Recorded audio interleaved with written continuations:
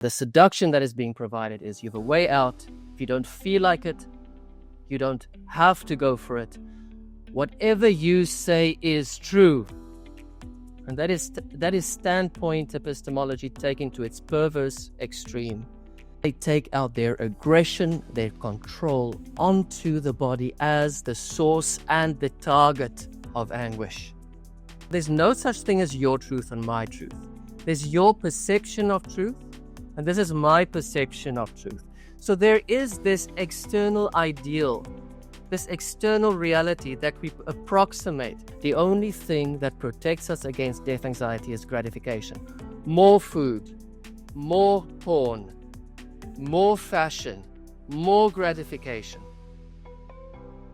But we know that is not the only, that cannot be the only counterforce against death anxiety.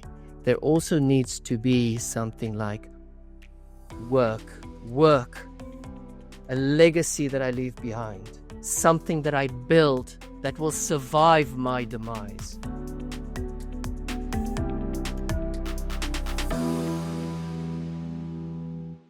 Okay, I'd like to welcome everyone to a new episode of Beyond Gender, and today we have a fascinating guest. We have Jaco van Zyl, who is a clinical psychologist and psychoanalytic psychotherapist, originally from South Africa, now residing in Ireland. He is also the co-host of a wonderful podcast from Critical Therapy Antidote. He has a lot of really interesting interests. I know that sounds redundant. I guess it is, like the psychology of large groups, the role of ideology in radical movements, but he's also written just brilliantly from a psychoanalytic point of view on ROGD, and recently spoke at a GenSpect conference, and I don't remember the title of the speech, but it was about the psychological drive to transition, and maybe that would be a good place to start. Maybe you could share the basic thrust of that brilliant talk. Yeah, thank you, Brett. Thank you, Stella, for having me. And yes, that was, I have to say, preparing for the talk and even minutes before giving it, I had my strong reservations.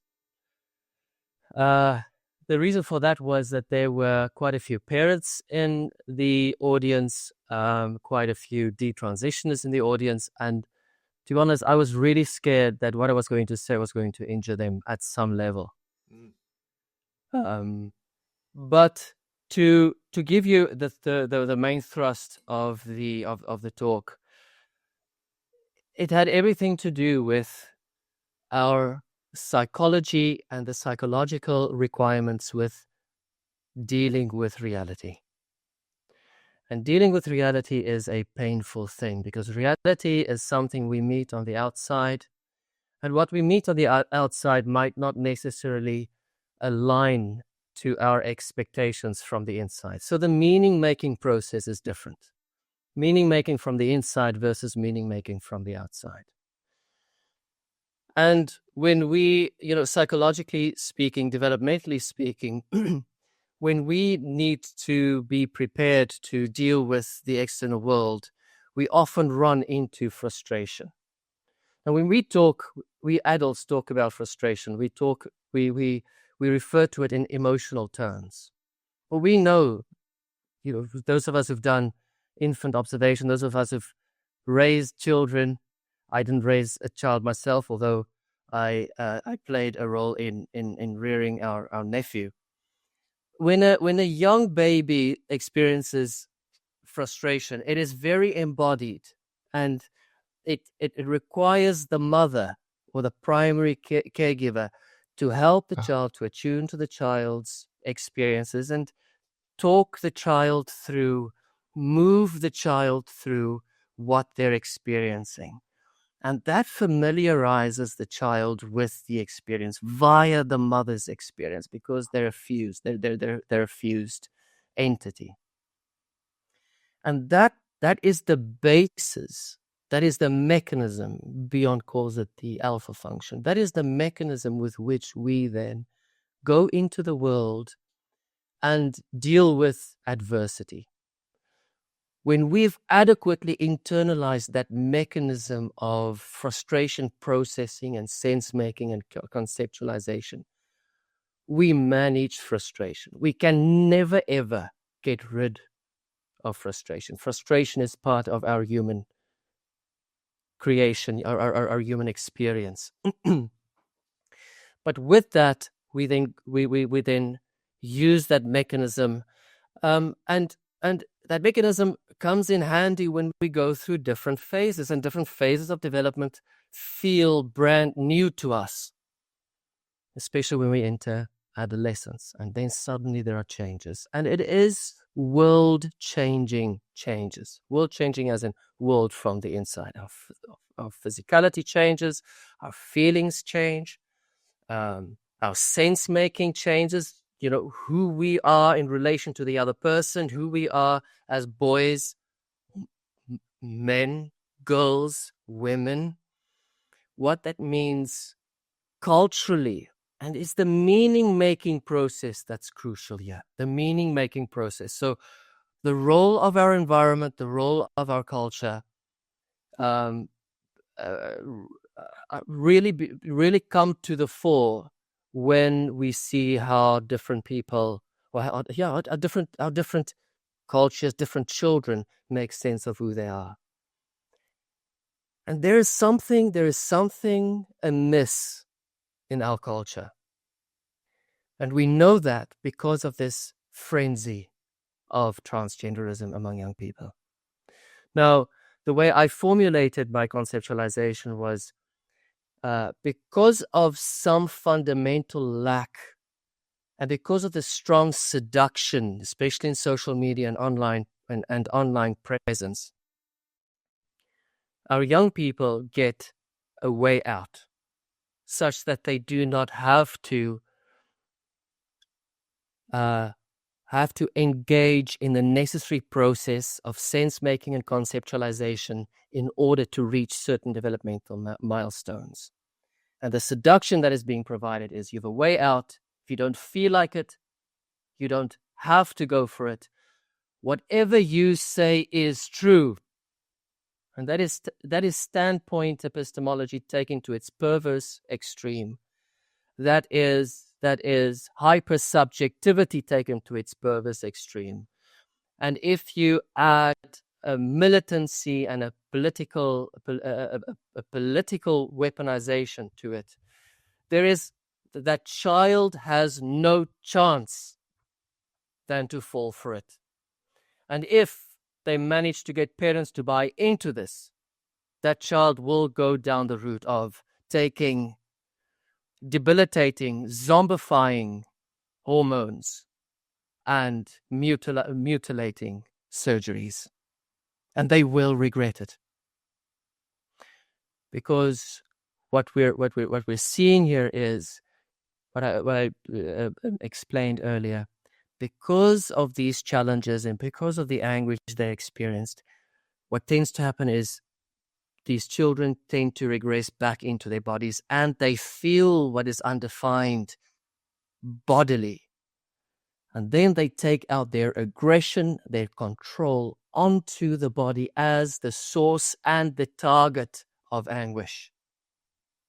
And they use the sexed body as the decoy for their destructive instincts.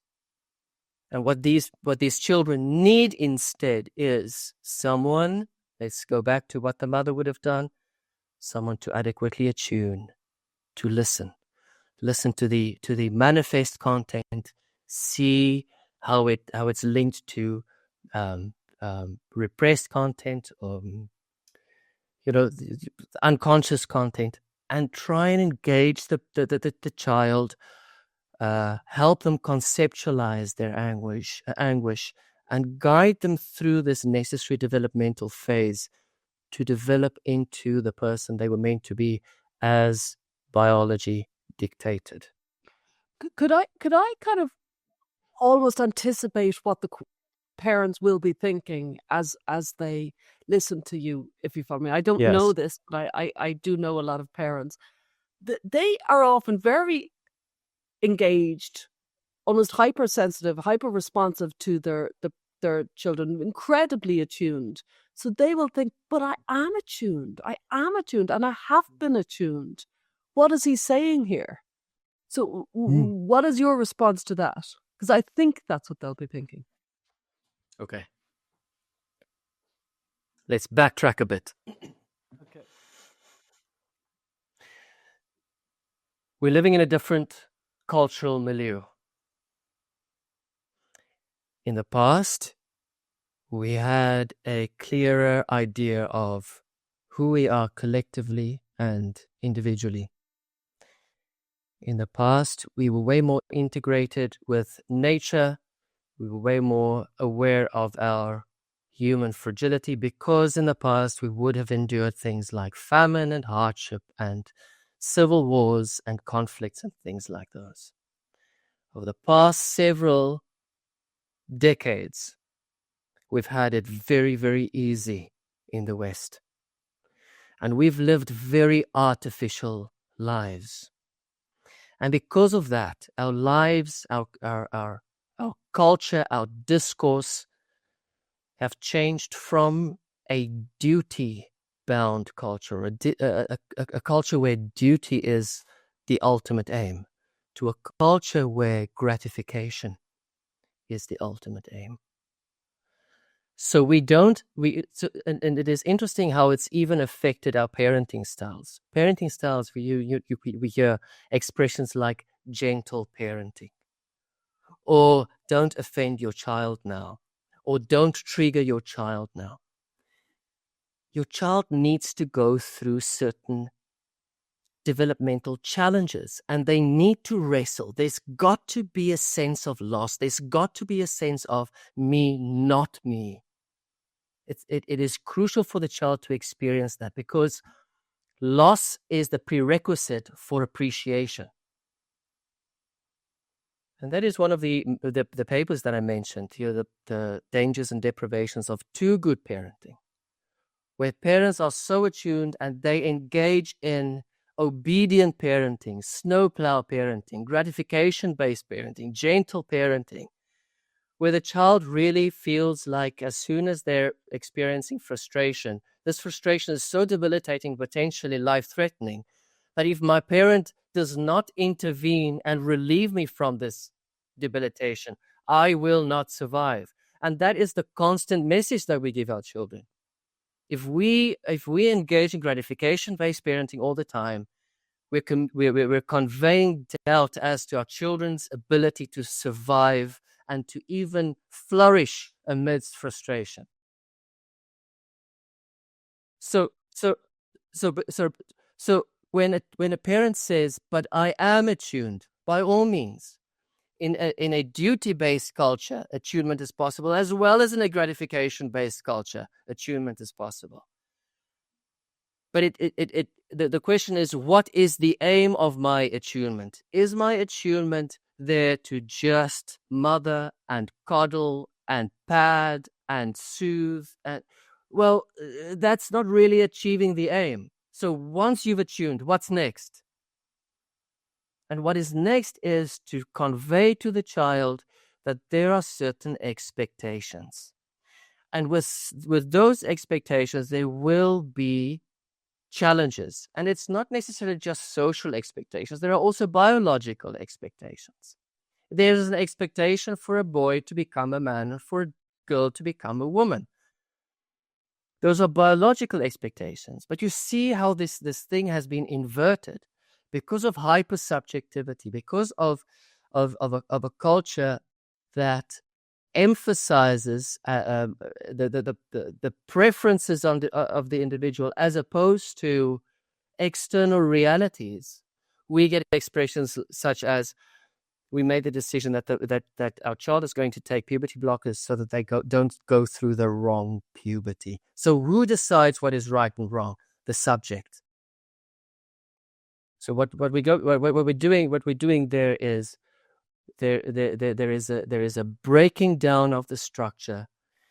There is a cheating of the rules, and the external environment needs to bend to the expectations of the child. And that is not conducive for psychological health. Sometimes we need to experience loss and change our expectations and modify our experience so as to better account for reality and what reality imposes upon us.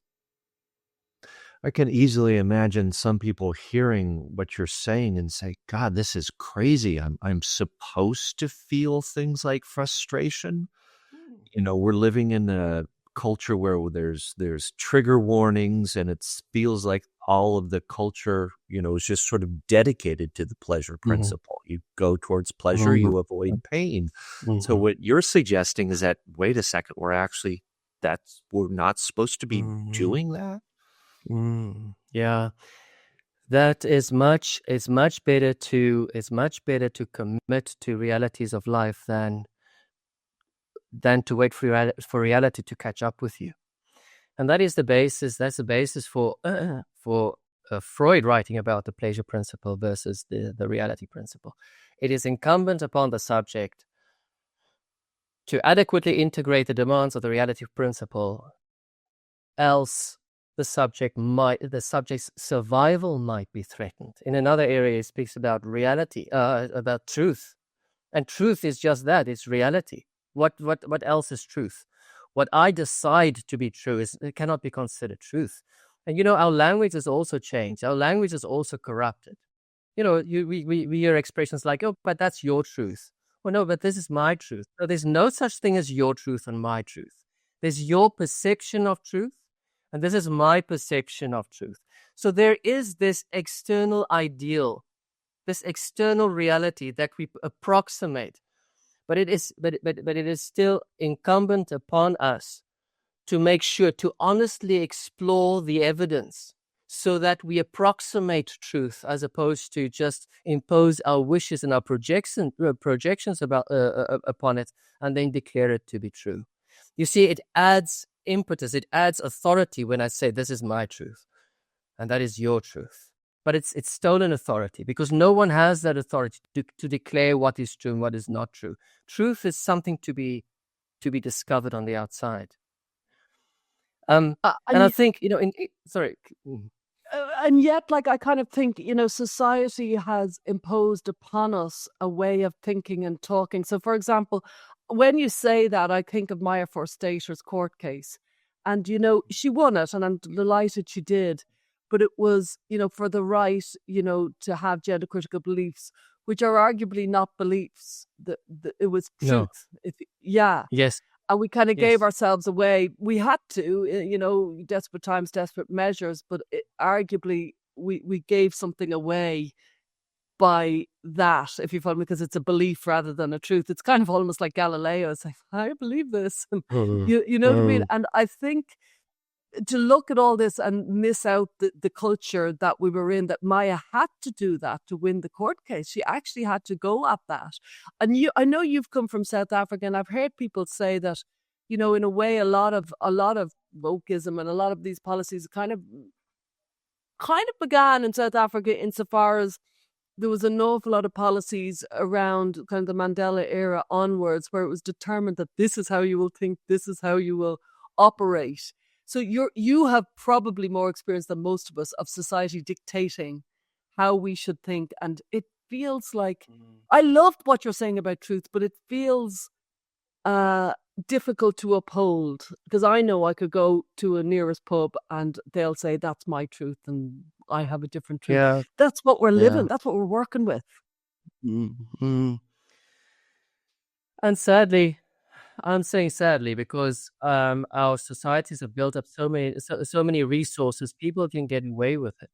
People can get away with it. Our societies are so rich, and people, our societies are being drained too. I mean, there's so much money that was spent upon, say, for instance, gender affirming practices. Money that could have been applied elsewhere, right? But we, because of all these buffers, because of all these artificial advancements our society has made, people can get away with thinking in terms of my truth versus your truth. But it is only a matter of time. It is only a matter of time until reality catches up with you. Let's think in terms of our human history. From an evolutionary perspective, we need to survive. So our greatest enemy, our greatest reality is the reality of death.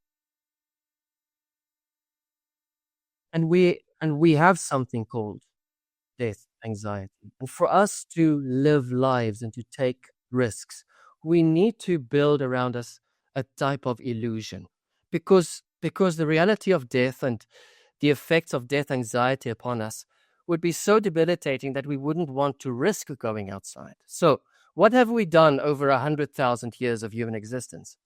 First of all, we formed tribes. So there is safety. So when we talk about illusion, it's an illusion of safety in numbers. And part of those tribes included a culture, a way of doing things, a way of thinking, of sense making. Part of those cultures include religion and ritual. And these are psychologically super significant because it buffers us against mortal dread. We have safety in numbers. We have a commitment to our tribe. So there's a duty aspect to it. We take care of our tribe. Our tribe protects us, and in turn, we serve our tribe. And the other thing, not only do we serve our tribe, we also willingly deprive ourselves of pleasure. So when there is a dispute, I realize that because I need my tribe, I much rather let this dispute go for the sake of also the peace and the harmony of my tribe. So there's this duty element in our collective identity. There's religion, and religion provides us with something soothing, doing the right thing. So it is an illusion, but it is a good illusion because it is not just an illusion where we get away with indulging, and in the indulgence we imagine that we are invulnerable. There is an element of do the right thing and then. And interestingly enough, that doing the right thing leads to a strengthening of the culture and the tribe. With the advancements over the last several decades, we've produced generations that do not see the necessity of these things. And isn't it interesting? Because they do not see the necessity of these things, they abandon the concept of collective identity, tribe-based, blood-based collective identity or national identity. They've abandoned religion. They've abandoned culture. In effect, that has led, because of a lack of collective identity, it has led to such hyper-individuality that we've created atomized individuals. What buffer against death anxiety does an atomized human have? Virtually nothing. Is it any wonder that we see so much anxiety? Because they don't have the buffer that they would otherwise have experienced in a collective type, blood-based, culture-based group that has led to the advancement of humanity in the first place. And I think that has also contributed to this the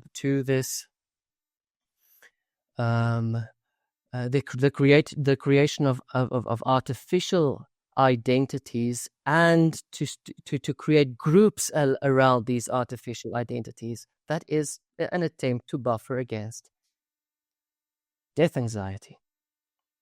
So I took a bit of a detour there. Not only sorry, this I need to You add go. to.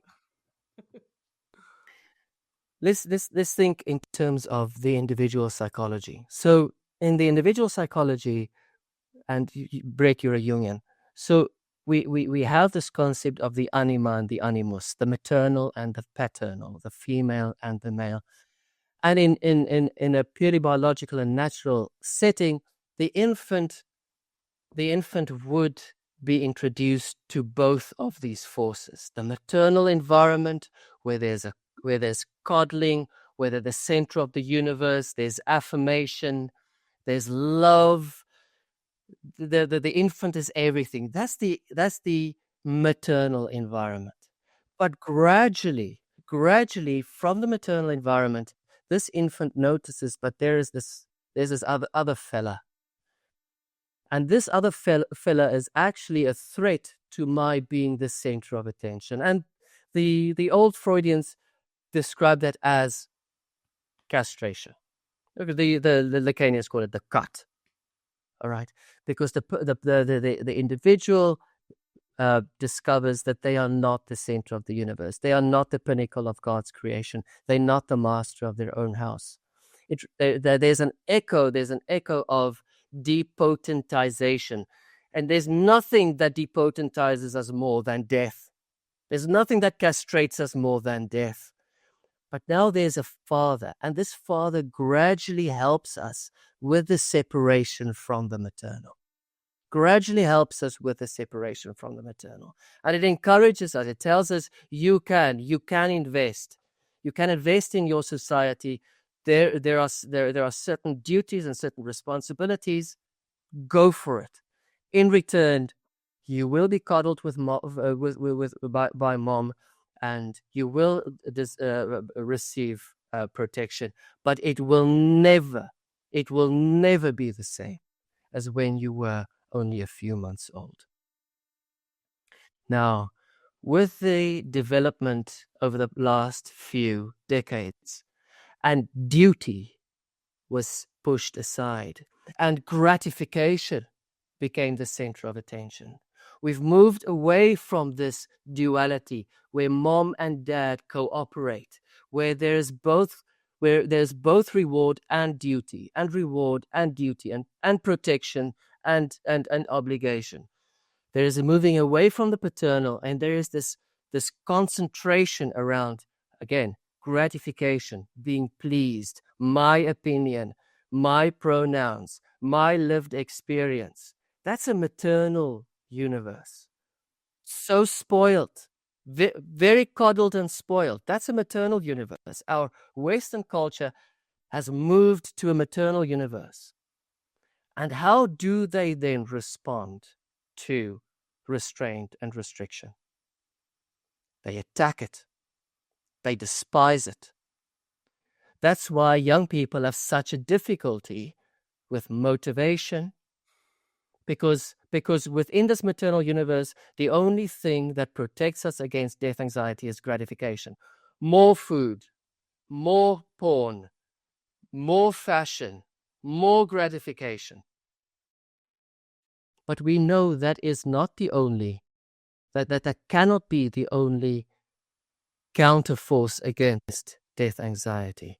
There also needs to be something like work, a legacy that I leave behind, something that I build that will survive my demise. Participation in culture, because at least in my participation in culture, I will die one day, but my culture will continue. So because of this shunning of the father and this overemphasis of the maternal space between the mother and the infant, we're seeing this explosion of anxiety, and no gratification seems to be sufficient. Not only that, we also develop philosophical sophistications based on this dynamic, like queer theory, like critical anything theory, critical race theory, critical gender theory, critical this, critical that.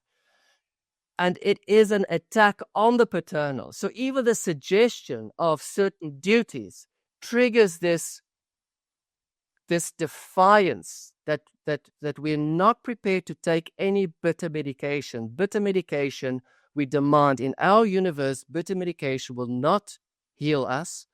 It's oppressive because it is pleasure depriving, it is gatekeeping, it is misgendering, it is the wrong puberty, it's the wrong adolescence. You see, so even reality, and reality has a paternal function because reality demands something from us. And there is this collusion between the maternal and the infant against the paternal. So we're living in an anti-Oedipal Western society. Historically, it used to be Oedipal. Mom and dad were united, and the child had to measure up to expectations. In our anti-Oedipal society, mom resented, enviously kicked out the paternal. We don't need you. Look at all this wealth. Yes, the paternal built it. Patriarchy built it, but we hate you now. And based on all this momentum, we say, you're out now. We don't need you. You can donate your sperm. We will look after the child. We hate you. We don't like you anyway. And in collusion with the infant, we create a hysterical because demands placed upon us is experienced as affliction, but also perverse. Demands placed upon us, we will aggressively disavow. I will decide what is male and female. I disavow the rules of biology. So this anti-Oedipal Western society is hysterical and also perversifying Western society. That's a mouthful. No, I'm wondering how many generations can this happen before it's like we can't survive it? Because like people can see this, a lot of people can hear what you're saying and understand, okay, this loss of the father principle, loss of a sense of reality. But, you know, what if this goes on for another generation or two and there's not even a sense of that thing that's lost? I mean, it's like, I feel like we're still in a moment where something can be saved and we can recover something that was lost and maybe adapt it for the present moment. But there could be a point of just no return, in which we just have malfunctioning adults trying to raise kids with no sense of what a parent even is or should be. Yeah. You see, sometimes let's take, for instance, a work situation where a person or a team needs to think about a project. And, sometimes when a project doesn't seem to succeed, the project leader would say, gosh, you guys lack imagination. And I think, I'm not referring to you guys, by the way. What I'm trying to say is groups lack a certain kind of imagination. And it's the kind of imagination that makes them feel worried. It's like the Chernobyl effect, when I refer to the Chernobyl effect, where they see things are going wrong, but they turn off the alarms. Right? Many are embodying the Chernobyl effect. Yes, they can see social media for someone younger than 18 years old is horrifying. It's horrible.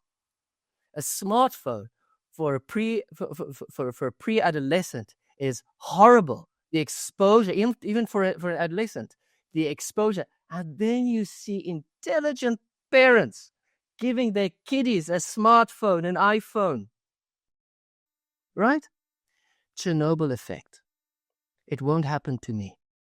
Or maybe it's possible, but you know what? It doesn't make me feel good. And remember, we're in a gratifying society. So whatever feels good has to be right.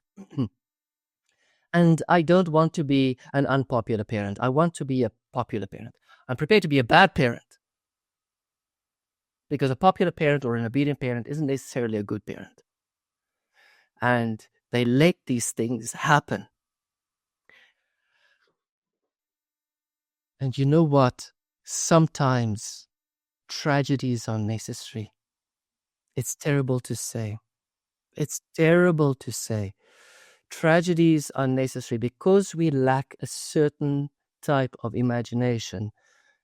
Reality needs to yank us a bit, because currently our imagination is a type that is biased towards feeling good about our decisions, feeling good about the politicians we vote in, feeling good about all these deals and regulations that deprive us, but at least we are heroes, and at least we can soothe our consciences that we're saving the planet, etc. And we don't want to be ostracized. We don't want to be cancelled, because that makes us feel uncomfortable. So I just go along with the dominant and the prominent narrative of the day. Our imagination is biased towards a certain gratification, and there are huge blind spots that we don't take into account, because those blind spots make us lie awake at night and worry about our Western civilization, and we don't like that.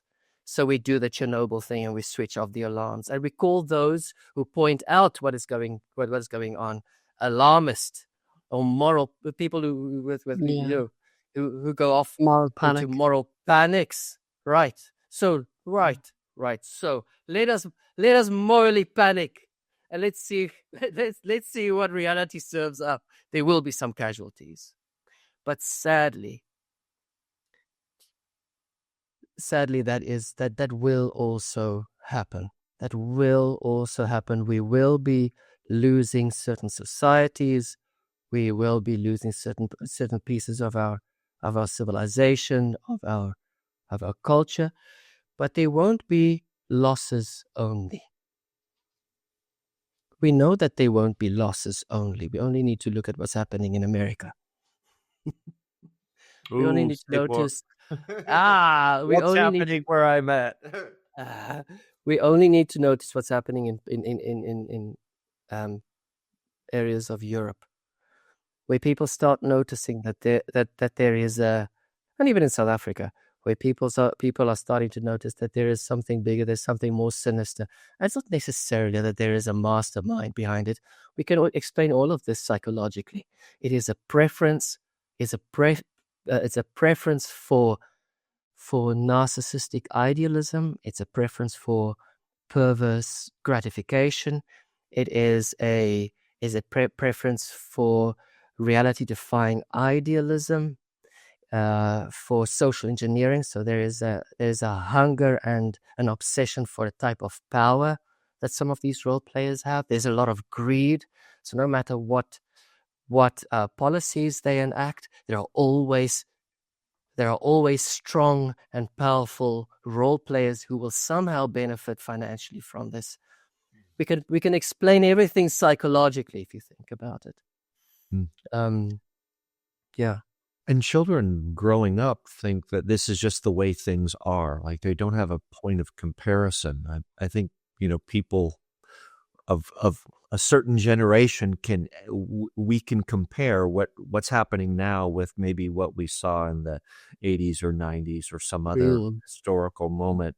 But little kids growing up, it's just that's just the way things are, and I see this a lot too with like thinking about gender. It's like they've been given a particular way of understanding what gender is, and that for them it's just like that's just it, and they don't have even an ability to compare other times when people thought about something like gender differently, or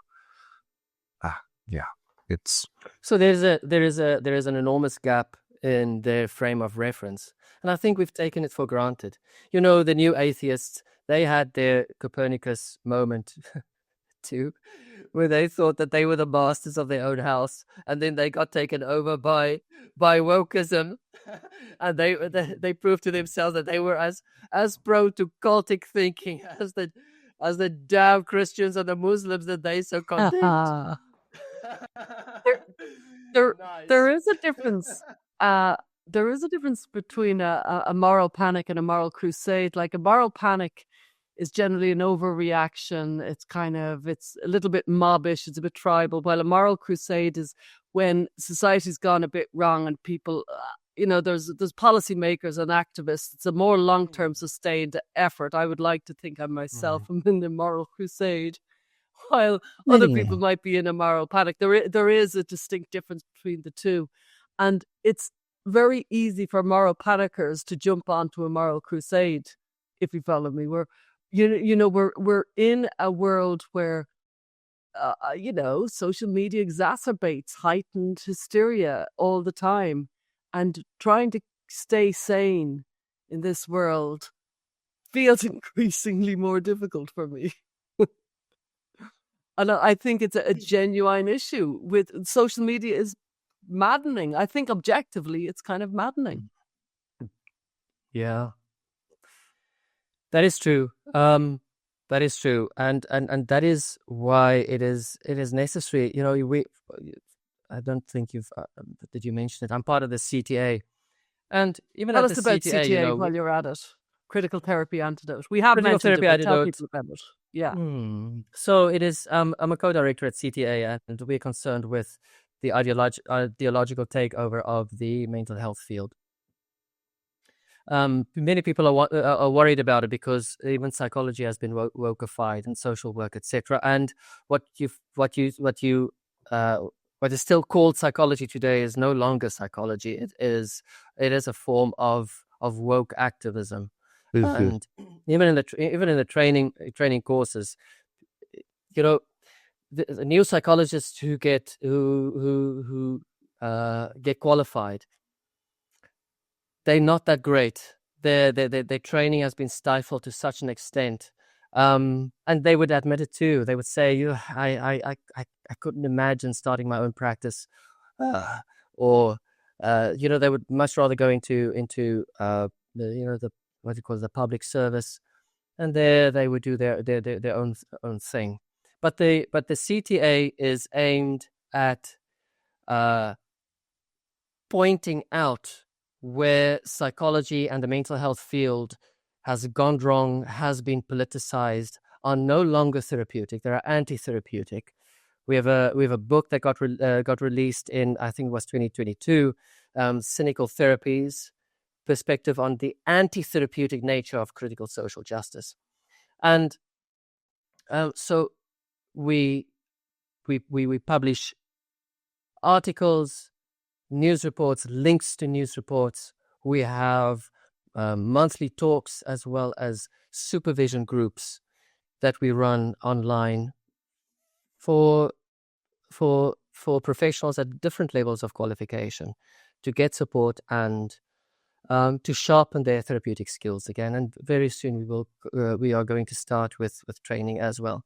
And we're also collaborating with other organizations. I mean, GenSpect is an amazing organization. We're always thankful to GenSpect.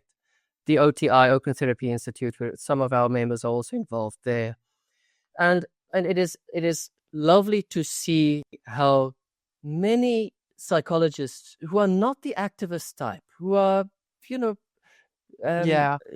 are not disagreeable, who tend to be agreeable and to be conflict averse, are recognizing how things have gone south, things have completely deteriorated, and the relief they find when they find organizations like GenSpect, CTA, OTI, just to touch base again, that they're not there's this gaslighting that they've been subjected to. They're not the crazy ones. They're not the immoral ones. They're adequately, just to be reminded, you're adequately reality affected. That's great. You've good reality contact. What we've been subjected to is a type of social engineering that does not have a respect for reality. That has that's aimed at something way more sinister than we would have imagined. So much of And what you're saying just seems so deeply ironic. How is it that the field of psychotherapy, which in theory should be really psychologically savvy and aware and a bit able to, spot certain psychological dynamics, how is it that that field got taken over by an ideology that's psychologically so maladaptive, infantile, lacking in self-awareness? I mean, it's just, it's mind-boggling. shameful. We have a few minutes, so I'm going to tell this. I remember one of the things that Jordan Peterson spoke about. And I used to be a Bible-believing Christian myself. I'm not anti-biblical, anti-Christian, but I have a deep appreciation for the Judeo Christian tradition. And Peterson comes to the story of Noah from an archetypal perspective. And after the flood, and after Noah and his wife, his 3 sons, and their 3 wives, and the animals exited the ark, Noah planted a vineyard and made wine. And the one day he got very drunk on the wine. And Peterson said, as someone who's the new patriarch of this new society after a decimating flood, maybe he deserved a bit of wine. And then the Bible story says one of the sons saw his nakedness, and that's a very scandalous thing. So it's a euphemism that involves shaming, even violation. And in response to that, Noah blessed the 2 sons, and to Ham and his offspring he says, "You will be the servant of servants." You did not respect your heritage. And I think that is part of our affliction. I think we've taken for granted this massive cultural, historical inheritance in the West, and we've not appreciated it. We've taken it for granted. Our children can get away with talking to us like this. Our children can get away with, whatever, dabbling in drugs, let them watch porn if they want to. Our children can get, we will be fine. We've taken this massive treasure trove that we've built up with blood and sweat and the lives of so many people over centuries. We've taken it for granted. Slaves of slaves, you will be suffering consequences because you've not respected your inheritance, your heritage. It seems like we could even take it farther. It's not even like not respecting. It's like actively dismantling, tearing apart. That's it. No, hating the tradition, hating the inheritance. And so it was this willy-nilly tolerance of gangrenous philosophies. Yeah. That we didn't have imagination. Again, they had no imagination. Couldn't you see where this thing could end up at? Or where were you doing the Chernobyl thing, right? And these extremists filtered in. And so from a Freudian perspective, they're mostly hysterical and perverse. From an object relations perspective, they are deeply pathologically envious. So what does the pathologically envious do? You only need to observe or recall incidents where someone dated someone who was a pathological liar, or someone with a psychopathic streak in them. They manipulate and they induce guilt, so they resent. And they have no capacity to bear responsibility or accountability because they cannot bear that guilt and shame. So what do they do with it? they project it into the others. And that is sadly the shadow side of a sophisticated, high society, high culture like the West. It's both Greco-Roman and Judeo-Christian. And our proclivity for guilt makes us decent and humane. And that is why we have fair laws. And that is why we have such liberties in the West. And it is like on a silver platter, this proclivity for guilt that psychopaths, those with deeply psychopathic envy, exploit. And that is how the helping professions became so vulnerable to the infiltration and the total upending by these extremist anti-civilizationists. And that is the other word that we need to adopt. Wokeism is anti-civilizationist. Because 5 minutes. Because if you read Freud's Civilization and its Discontents, you see that civilization is built on an overarching superstructure or narrative, and that is the Oedipal function. That is what I just explained shortly. It has to be this cooperation between the maternal and the paternal.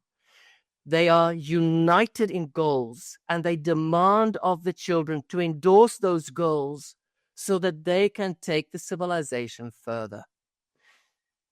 Anti-civilizationist means that they are anti-Oedipal. They're either as hysterical they're both hysterical and perverse. So they want to upend, ruin, destroy the Oedipal structure of a surviving society and turn it into what the old Freudians would call anal sadistic chaos of society. And a great psychoanalyst to read is the French psychoanalyst, books that have been translated into English, as Janine Chasseguet-Smergel. It's very accessible, very beautifully laid out. All three her books. Ego Ideal is the one. The other one is Creativity and Perversion, and the third one is Freud or Reich. That's also another one, focusing on this proclivity for perversion and how it threatens our civilization. And she saw it back in the 1980s already. Wow. As you were speaking, I was thinking of the academy and the big intellectual movements that have overtaken the university, and there are things like decolonization, deconstruction, post-structuralism, queer theory, and they all have this tendency to want to just dismantle, tear apart everything in the Western tradition and frame it as being biased, colonialist, nothing of value, purely oppressive. I mean, if that's the driving force in academia, where is it going to lead us? Yeah. But sheer chaos, Save what you can save. Take care of your resources. Rechannel those resources. Sun Tzu said, do not try and obliterate your enemy. Give them a golden bridge. Give them the golden bridge. Let them run those universities. Those universities won't survive for very long. In the meantime, you rechannel your resources and you build civilization-loving structures, institutions again. Do not waste your time trying to convert the perverse into a neurotic. Don't waste your time. There's no more time. We don't have resources to waste on this. We've tried it. Make peace with it. Deal with your guilt. Deal with your defeatedness, and channel this frustration into building new institutions. Sadly, we don't have as much time as I'd like, and I do hope you'll come back so we can further explore it. But before we finish, I'd love to hear what you think parents should do in the midst of all this chaos, as a last question, because they are saying, yeah, I agree. But now what? What will I Yes. do? And they really do have a very difficult challenge. Yes. So there are great thinkers, great researchers. Jonathan Haidt, Jordan Peterson, the Peterson Academy, and the things that they produce. Jane Specht, what is Lisa Marciano's organization? So, there are Therapy so many First. organizations. Therapy First. There are so many organizations. Link into those organizations. Talk. If parents don't like you because you're not woke, then so be it. Keep on talking, because you will find parents who will agree with you, and then form networks. There's safety in numbers. Support groups. Establish support groups, but also advertise yourselves and get involved in the community, because people need sane people again. So the one thing you shouldn't do is be alone. Don't be alone. There are enough networks available to join. Oh, Jaco, that was so powerful. Thank you so much. That was really, really good.